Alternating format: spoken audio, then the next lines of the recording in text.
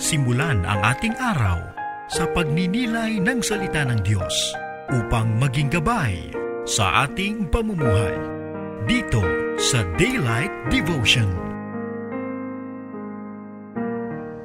Magandang umaga mga kapatid. Ito ang Daylight Devotion na sumasayang papawid sa Light TV Radio at napapakinggan din sa DWZB 91.1 FM sa Palawan at DCJV 1458 Radyo Calabarzon.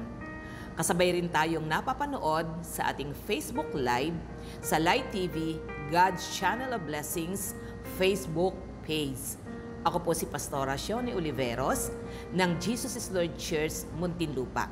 Sa umaga pong ito ay sama-sama po nating pag-aralan ang salita ng Diyos. Samahan po ninyo ako sa isang maikling panalangin bago po tayo magsimula. Tayo pong lahat ay yumuko.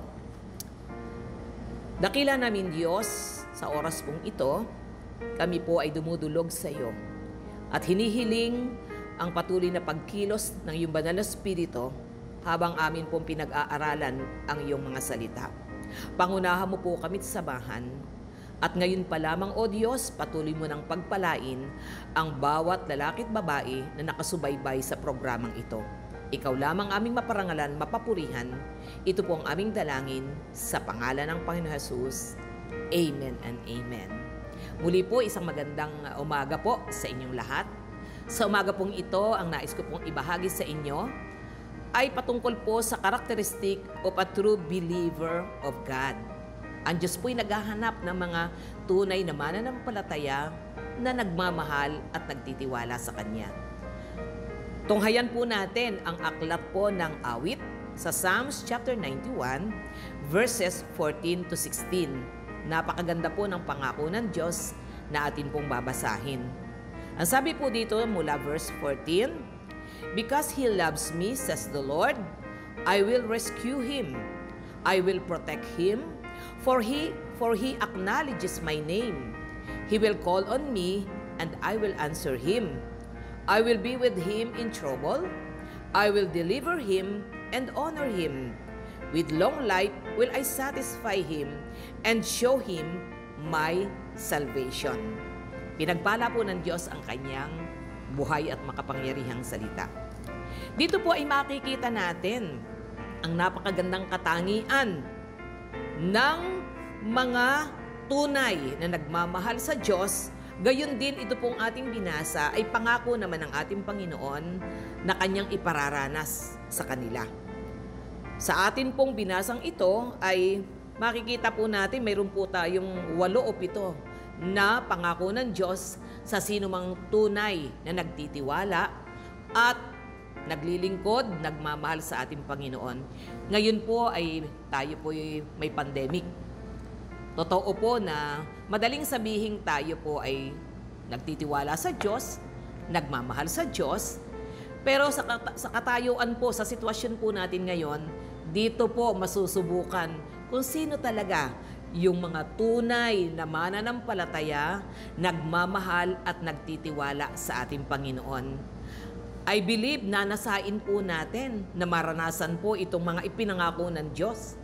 Now, ano nga po ba yung mga katangian ng mga tunay na mananampalataya na nagsasabing sila'y nagmamahal sa Diyos, sila'y nagtitiwala sa Diyos, sila'y naglilingkod sa Diyos? Tingnan po natin. Mayroon po akong 4 o 5 na nakitang katangian ng isang tunay na mananampalataya na ito pong ating binasa, ito po ang ipararanas ng Diyos sa kanila.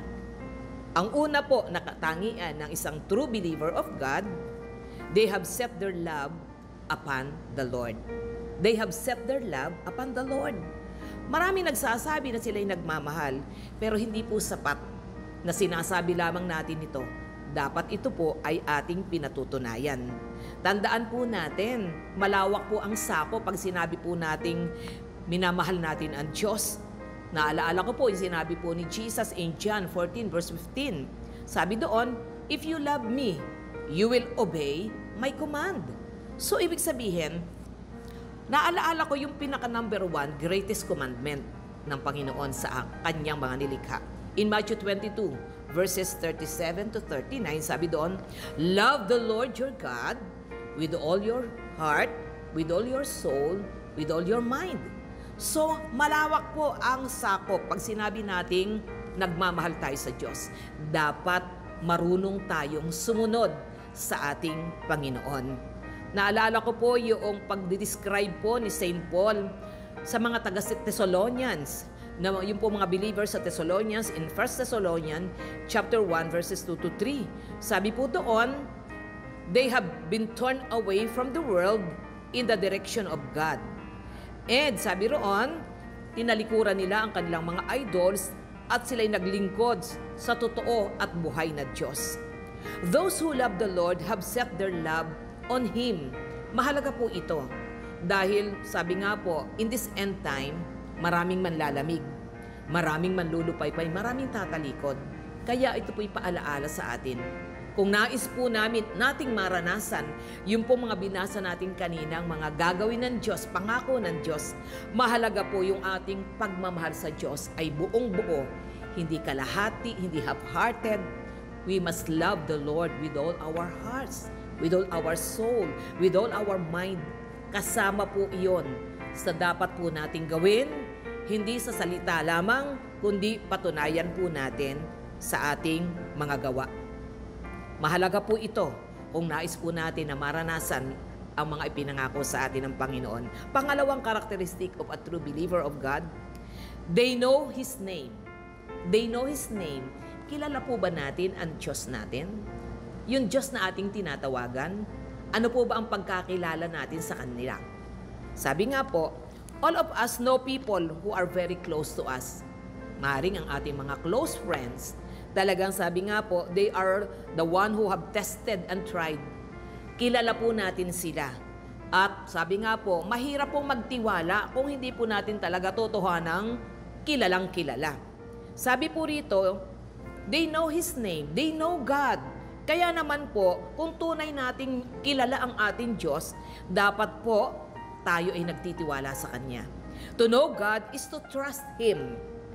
To trust Him. Hindi ka magdududa sa Kanyang kapangyarihan, sa Kanyang katapatan, lalo na ngayon na talagang iba't iba po ang ating nararanasang trials, suffering, matinding pangangailangan.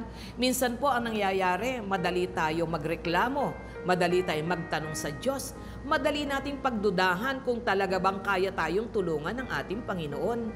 Pero kung tunay po natin siyang kilala, kung kilala natin ang ating Diyos, hindi po natin siya pagdududahan. We need to trust Him with all our hearts, to believe Him. Sabi nga po sa Psalms 9 verse 10, those who know your name will trust in you. For you, Lord, have never forsaken those who seek you. Hindi nagkakait ng mabubuting bagay ang Diyos sa sino mang nagtitiwala sa Kanya. Mahalaga po ito. Wag po tayong magdududa sa katapatan at kabutihan ng ating Panginoon. Naalala ko po si Abraham. Ang tawag pa sa kanya noon ay Abram. Doon po sa Genesis chapter 12 verse 1, sabi po ng Diyos kay Abraham, lisanin mo ang iyong bayan, ang tahanan ng iyong ama, at pumunta ka sa bayang ituturo ko sa iyo.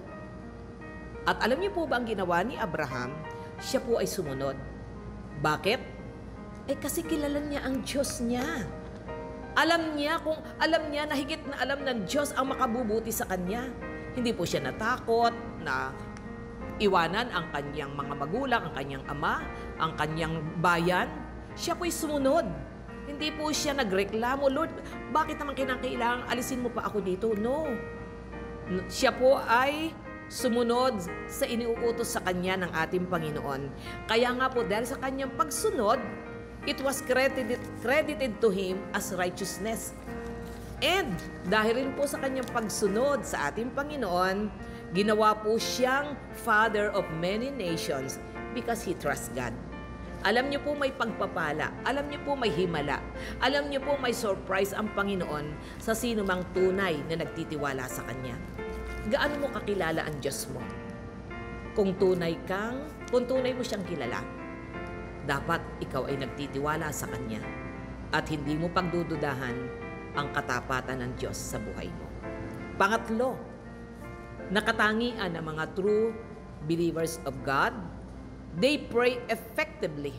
They pray effectively. Ang isa pong tunay na nagmamahal sa Diyos, tunay na nagtitiwala sa Diyos, napaka-effective po, napaka-powerful po ng kanilang mga panalangin.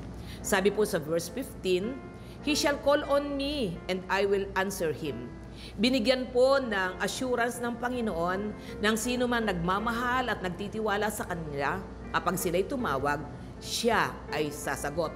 Siya ay tutugon. Sabi nga po dito, those who love the Lord have the assurance that their prayers will be answered. Naalaala ko po yung sinabi ni Jesus in John chapter 14 verse 14. Sabi po niya, if you ask anything in my name, I will do it. Naalaala ko rin po yung napakagandang awitin ngayon. Sabi doon, ikaw ang Diyos na sumasagot, dumidinig ng panalangin, bawat daing, bawat hikbi ay iyong nababatid. Totoo po iyon. Walang nalilihim sa ating Panginoon. At kung tayo po'y totohanang lalapit, tatawag at mananalangin sa Kanya, siya po ay sasagot. He is our answering God. He is a powerful God. Pero makikita po natin dito na talagang yun po magandang relasyon ng isang mananampalataya na talagang nagtitiwala sa Panginoon. They confidently express their dependence on God because they trust God. Alam niyo po, ang mga anak na nagtitiwala sa kanilang magulang, alam nila, ano man ang kanilang pangangailangan, hindi titigil ang kanilang mga magulang na ito'y ibigay sa kanila dahil alam nilang sila'y mahal ng kanilang magulang. Ganon din po ang ating pong Panginoon. Once tayo po'y tumawag at nanalangin, siya po ay tutugon at hindi siya magkakait ng mabubuting bagay sa atin na kanyang mga anak. Pero tandaan po natin ito, hindi lahat ng nananalangin ay pinakikinggan ng Diyos. Take note po, God will not hear the prayer of the wicked, but He heareth the prayer of the righteous. Kaya siguraduhin po natin na kapag tayo tumatawag sa Diyos, ay talagang naandun po yung pagkamatuwid, mayroong malinis na puso. Kung tayo may nagkakamali at nagkakasala, mahalagang tayo marunong umamin, marunong magpakumbaba, humingi ng tawad at pagsisihan talikuran ang ating po mga nagawang kasalanan. Dahil po ang kasalanan ang magiging hadlang upang hindi marinig ng Diyos ang atin pong mga panalangin. Sabi rin po dito sa Proverbs 28 verse 9, ang taong ayaw sumunod sa kautusan, ang dalangin niya ay di pakikinggan. But God's ears are open and receptive to His faithful follower. In 1 Peter chapter 3 verse 12 it says, ang mata ng Panginoon ay nakatuon sa matuwid, panalangin nila'y malugod agad dinirinig. Kaya po, mahalaga pong piliin po natin na magtiwala sa Diyos, mahalin po natin ang may katapatan ng ating Panginoon at patuloy natin siyang paglingkuran. Pang-apat po na karakteristik ng mga tunay na nagtitiwala at nagmamahal sa Diyos, the Lord is with them in trouble. Totoo po ito. Ang Diyos po may pangako siya, hindi niya tayo iiwanan, hindi niya tayo pababayaan man. All of us are not immune to trouble, but we must see that there is actually some benefit to us when trouble arises. Kapag tayo po'y nakakaranas ng iba't ibang problema at pagsubok, huwag po tayong manlupaypay, huwag tayong mawala ng pag-asa, bagkos isipin po natin, panampalatayanan po natin na kasama po natin ang ating Panginoon. He will never leave us, He will never forsake us. And during na tayo po'y nakakaranas ng trouble, problems, trials, sabi po sa James chapter 1 verses 2 to 3, count it all joy, my brethren. Parang hirap yata nito. Ituring natin, sabi, count it all joy, my brethren. Consider it pure joy, my brothers, when you fall into manifold trials. I-consider po natin kagalakan. Para ang hirap yatang magalak kapag mayroong problema at pagsubok. Pero ito'y inuutos sa atin. Count it all joy, my brethren. Sa ibang translation, consider it pure joy, my brothers, when you fall into manifold trials, knowing that the proving of your faith worketh patience, and let patience have its perfect work, that ye may be perfect and entire, lacking in nothing. Ano po bang magagawa na pagiging tayo nagagalak? Kasi kung mabigat na nga ang problema mo, ikaw ay lalo pang manghihina at talagang nakakonsentrate ka doon sa problema mo. Hindi dapat ganon. Ang tunay na may pananampalataya sa Diyos ay positibo ang kaisipan. Panginoon, may problema man ako ngayon. Sa tingin ko mabigat ang problema ko, pero higit na mas makapangyarihan ka at may magagawa ka sa problemang ito para ito'y aking mapagtagumpayan. Trials serve to make our faith stronger. Hindi natin pwedeng sabihin matibay na, matatag na ang ating pananampalataya, ang ating relasyon sa ating Panginoon, kung wala tayong problema at pagsubok na nalampasan at napagtagumpayan. Yung pong trials can make, pwedeng gawin ng Diyos na ito'y triumph natin. Yung problema po pwedeng maging pagpapala sa atin. Our God is a turnaround specialist. Even the trials, kaya po niya itong pagandahin at gawing blessing sa atin. However, we have the assurance that God is with us in all our troubles. Kaya nga po, wag nating kalilimutan. Yung sinasabi sa Psalms 46 verse 1, God is our refuge and strength, and a very present help in trouble. Kasama natin ang ating Panginoon. God will make a way when there seems to be no way. Laging may kaparaanan, laging may solusyon ang Diyos sa lahat ng ating pinagdadaanan. At kung kasama natin ang Diyos, abay wala tayong dapat ikatakot, wala tayong dapat ikapangamba. We can do all things through Jesus Christ who strengthens us. And if God is for us, no one can be against us. Naalaala ko lamang po, ito pong si Joseph the Dreamer. Napakarami po niya pinagdaan ng problema, pero pinatunayan po ng Diyos, hindi po niya iniiwan ni pinabayaan man si Joseph. Bagaman siya ipinagbili ng kanyang mga kapatid, bagaman siya ay nakulong dahil sa pinagbintangan na pinatulan niya si Mrs. Potiphar, nakulong siya, pero kahit sa bilangguan, hindi siya pinabayaan ng ating Panginoon. At dumating ang pagkakataon na kung saan siya po ay ipinromote at ginawa po siyang mataas ang katungkulan doon po sa bansang Ehipto. So, dito po ay makikita natin, ano man ang ating pinagdadaanan, kung hindi tayo bibitaw, kung hindi tayo susuko, kung patuloy tayo magtitiwala at susunod sa Panginoon, ang tagumpay ay patuloy nating mararanasan dahil kasama natin ang ating Panginoon. We need to be strong.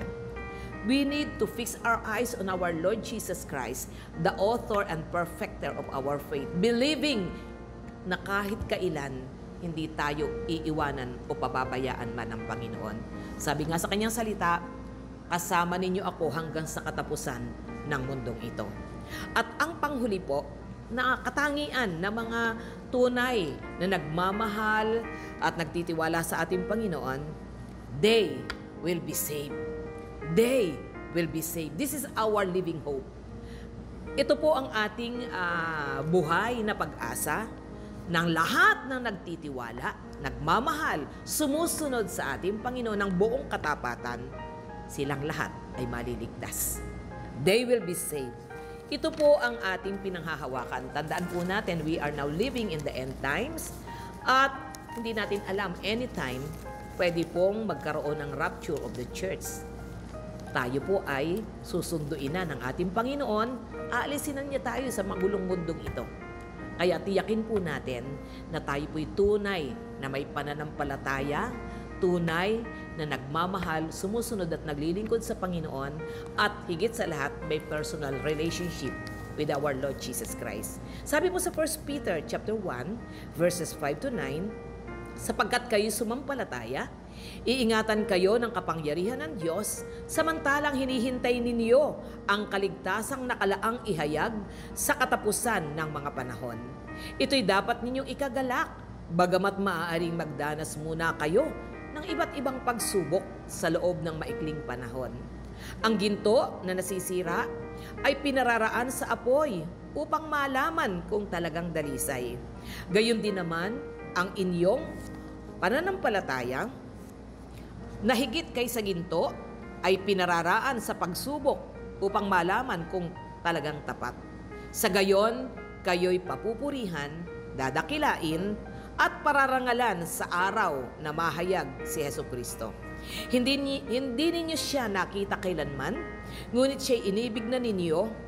Hindi pa rin ninyo siya nakikita magpahanggang ngayon, ngunit nananalig na kayo sa Kanya. Dahil dito'y nag-uumapaw na sa inyo, sa inyong puso ang kagalakang di kayang ilarawan sa salita, sapagat inaani na ninyo ang bunga ng inyong pananampalataya, ang inyong kaligtasan. Malapit na po ang muling pagbabalik ng ating Panginoon, at ito po yung pagkakumpleto ng kanyang pagkatubos sa atin. Sa umaga pong ito, napakaganda po ng atin pong nabasang mga pangako ng ating Diyos. Ito po ay kanyang ipararanas, available doon sa mga tunay na mananampalataya, mananalig at magmamahal sa Kanya. If you will set your love on the Lord and know Him, all these things and more will be yours. Ito po ang panalangin ko ngayong umaga. Nawa, patuloy po tayong magtiwala, manampalataya, magmahal at sumunod sa ating Panginoon hanggang wakas. Tayo pong lahat ngayon ay manalangin. Nais ko po kayong idulog sa ating Panginoon. Praise God, praise God, praise God. Panginoon, nagpapasalamat po kami sa umagang ito na amin pong pinagbulay-bulayan ang iyong buhay at makapangyarihang salita. Salamat po, O Diyos, sa napakagandang pangako mo sa mga tunay na nananalig, nagmamahal, naglilingkod at sumusunod sa iyo. At sa oras pong ito, Panginoon, itinataas ko po sa iyo, O Diyos, ang lahat na nakinig, lahat ng sumubaybay sa programang ito ng Daylight Devotion. Higit mo pong alam ang kanilang kalagayan. Higit mo rin pong batid ang kanilang mga pangangailangan. Ang dalangin ko, O Diyos, patuloy na maranasan nila, Panginoon, ang pagkauhaw sa iyo. Tunay, Lord, na itaas mo ang kanilang pananampalataya at pagtitiwala sa iyo. Turuan mo ang bawat isa na lalo ka pang mahalin, maging tapat sa iyo anuman ang kanilang sitwasyon na nararanasan. Patuloy mong patatagin ang kanilang pagtitiwala sa iyo, Panginoon. And God, continue to uphold each and everyone with your victorious righteous right hand. Nawa, Panginoon, sa iyong ikalawang pagbabalik, masumpungan mo ang bawat isa na tunay na nagmamahal sa iyo, tunay na naglilingkod ng bumay katapatan, tunay na nagtitiwala sa iyo. God, marami pong salamat.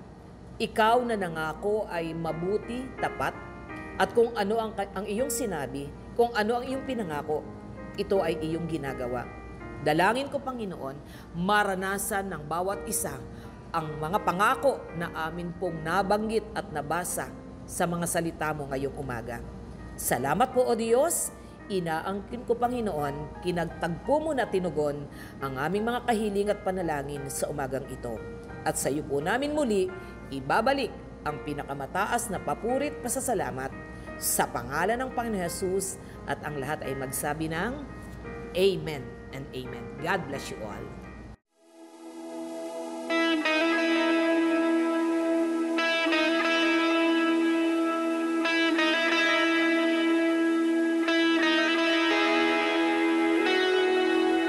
You light up the darkness and fill my heart with hope when my strength starts to fail me.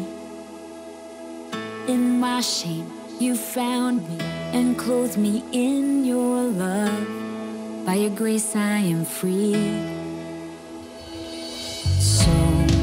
Today when you hear His voice, harden not your heart. Come as you are into His presence and worship. Praise the name of the Lord our God, Jesus Messiah. With one voice we sing our praise and make a joyful sound to the King of Kings. Whoa, whoa,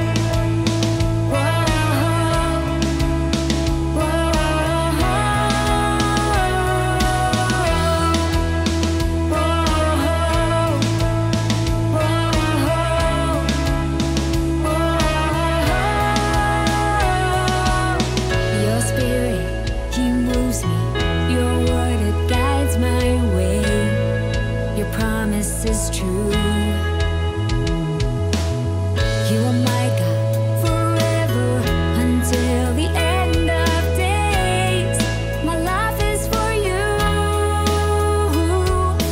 So today when you hear His voice, harden not your hearts.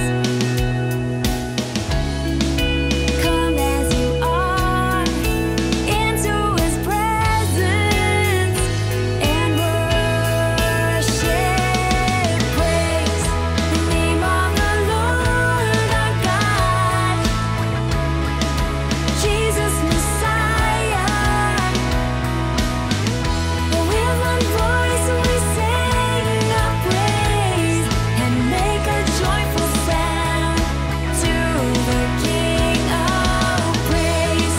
The name of the Lord our God, Jesus Messiah. With one voice we sing our praise and make a joyful sound to the King of Kings.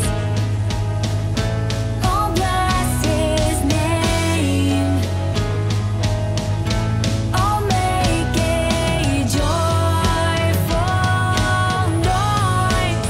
Lift your voice with the sound to the Lord of Lords. Praise the name of the Lord our God, Jesus Messiah. With one voice we sing our praise and make a joyful sound to the King of Praise. The name of the Lord our God, Jesus Messiah. With one voice we sing our praise and make a joyful sound to the King of Kings.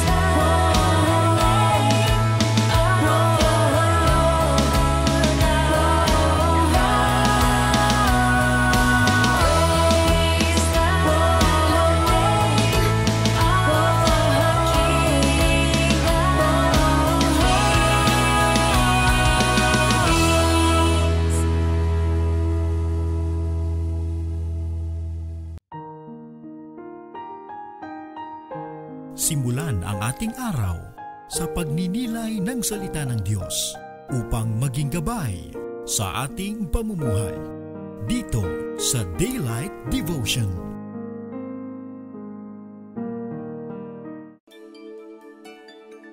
Isang taos-pusong pasasalamat sa aming mga generous na donors at sponsors. Mas maraming buhay ang patuloy na mapagpapala mula sa inyong bukas palad na pagbibigay. My favorite since teenage days. Pinagpupuyatan ko talaga. Totoo. Blessed morning sa Light TV, God's Channel of Blessing. Malaki ang pasalamat ko sa lagi kong pagsubaybay ng inyong programa. Sobrang nakaka-bless po program nyo, pati mga topics. Thanks for the inspiring word of the Lord. I hope that you can feature more of the preaching. Sure, marami kasi morning kaya. Ikaw mismo ay maaari ding maging daluyan ng pagpapala. sa pamamagitan ng pagtulong at pagpapadala ng inyong mga donasyon sa Bank of the Philippine Islands. Account name, Light TV Ministries Foundation Incorporated. Account number 004031006401. Swift code BOPI PHMM Manila, Philippines. China Banking Corporation. Account name, Light TV Ministries Foundation Incorporated. Account number 102500001426. Swift code CHBK PHMM Manila, Philippines. PayPal. Code number 8YT3 PHF ZL5YYY. Muli, maraming salamat sa inyong taus-pusong pagtulong sa Light TV, God's Channel of Blessings.